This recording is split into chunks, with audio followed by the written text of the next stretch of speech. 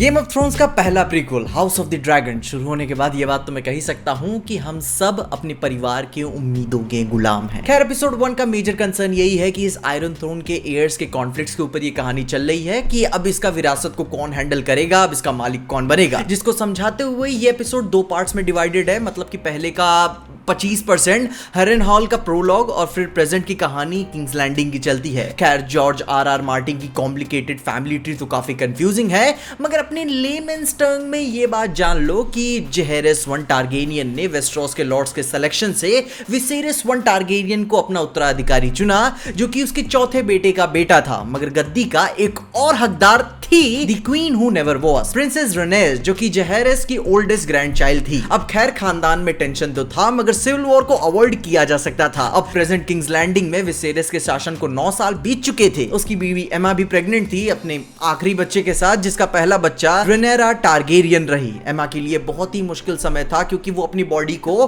बहुत ही ज्यादा पुश कर चुकी थी साम्राज्य को एक बेटा देने के लिए, क्योंकि अब तक एक पहली हेल्दी बेटी की सिवाय वो कोई भी बच्चा नहीं दे सकी, स्पेशली लड़का तो बिल्कुल भी नहीं हो पाया। और उसके बीच का माहौल भी कुछ इतना भी बुरा नहीं था। विसेरिस का शासन भी मस्त चल रहा था। विसेरिस रिस्पेक्टफुल था, उसकी प्यारी बीवी थी, वो उसकी सुनता भी था। अपनी सभा में उसके पास अच्छे हाथ भी उसने जोड़ के रखे हुए थे। लेकिन क्या करे, humans are fools of the fortune. गद्दी के लिए मरना या मारना तो पड़ता ही है। विसेरिस बेटे के लिए डेस्परेट था, लेकिन उसके इस डिसीजंस ने वो खुद को सेल्फ डिस्ट्रक्शन की तरफ वो और भी लेते जा रहा था। एमा का चाइल्ड बर्थ के दौरान मरना बहुत ही ज्यादा डिप्रेसिंग था, मगर इतने खून खराबे का भी कोई मतलब नहीं निकलता है। विसेरिस का बेटा भी सर्वाइव नहीं कर पाता है, और अपनी बीवी की मौत का जिम्मेदार तो वो खुद ही था। अब जो कि उसके पास 2 रास्ते थे। विसेरिस अपने भाई डीमियन को अपना हेयर बना दे, जो कि ऑब्वियस था, क्योंकि भाई उसका कंपटीशन तो कोई नहीं बचा था सिवाय विसेरिस की पहली बेटी रेनेरा के। एक लड़की होने के बावजूद भी विसेरिस ने अपने सबसे पहले बच्चे को अपना उत्तराधिकारी चुना, जो कि पूरी दुनिया के लिए वहां पे रेवोल्यूशनरी स्टेप था, क्योंकि एक औरत कभी भी ऐसे उत्तराधिकारी नहीं बनी थी। और डीमन का भी आयरन थ्रोन पे एयर ना बनना भी सही लगता है,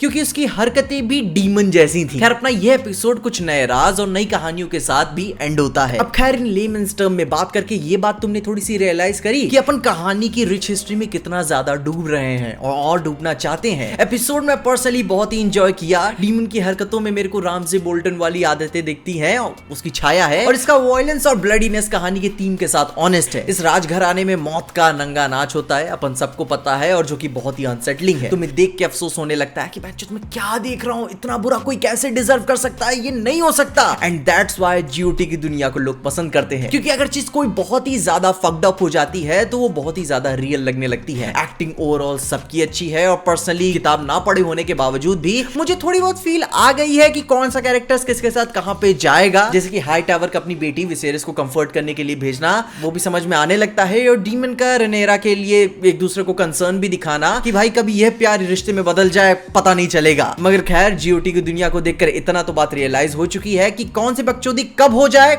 पता नहीं। ओवरऑल एपिसोड की शुरुआत बहुत ही अच्छी है। सिनेमैटोग्राफी काफी नई, मतलब कि रिफ्रेशिंग लगती है। सीजीआई भारी बजट दिखता है उसमें, और इस बार देख के लगता है ये खुद को होल्ड नहीं करने वाले। उम्मीद तो है कि ऐसे ही अपनी उम्मीद बरकरार रखेंगे और हमें एंटरटेन करेंगे। ओवरऑल एक सैटिस्फाइंग एक्सपीरियंस रहा। और कमियों की बात करूं तो ऐसे कुछ खास कमियां है नहीं, बस डर इस बात का दिल में ये है कि भाई ये पहला एपिसोड है ना, क्योंकि भाई टीवी शोज स्पेस में होता क्या है कि पहले एपिसोड में ये अपनी दिलो जान लगा देते हैं, एकदम बवाल पीस, ऑलमोस्ट सब भारी भारी होता है, मगर फिर किसी भी टीवी शो की असली औकात उसके बाकी एपिसोड से तय होती है। खैर तुम बताओ तुम्हें क्या लगता है। मैं तो होप करता हूं कि ये मेरे डर को गलत साबित करेगा और किसी का भी टाइम वेस्ट नहीं करेगा, क्योंकि मैं तो तैयार हूं इसकी रिच हिस्ट्री में डीप डाइव करने के लिए। तुम बताओ क्या तुम एक्साइटेड हो इस सफर में मेरे साथ चलने के लिए? क्योंकि अगर ये ऐसा ही चलता रहा तो बवाल होने वाला है, बहुत ही भारी वाला, क्योंकि मेरे को बहुत पसंद आया। खैर तुम अपने ओपिनियंस बताओ कि तुम्हें क्या लगता है। और इन्हीं सारी बातों के साथ साथ अपन ने ब्रह्मास्त्र के ऊपर भी बात की है, जिसके लिए आप मेरी ये वाली वीडियो को चेकआउट कर सकते हो। तुम्हें सारी इंफॉर्मेशन मिल जाएगी, और अपने ओपिनियन जरूर बताना।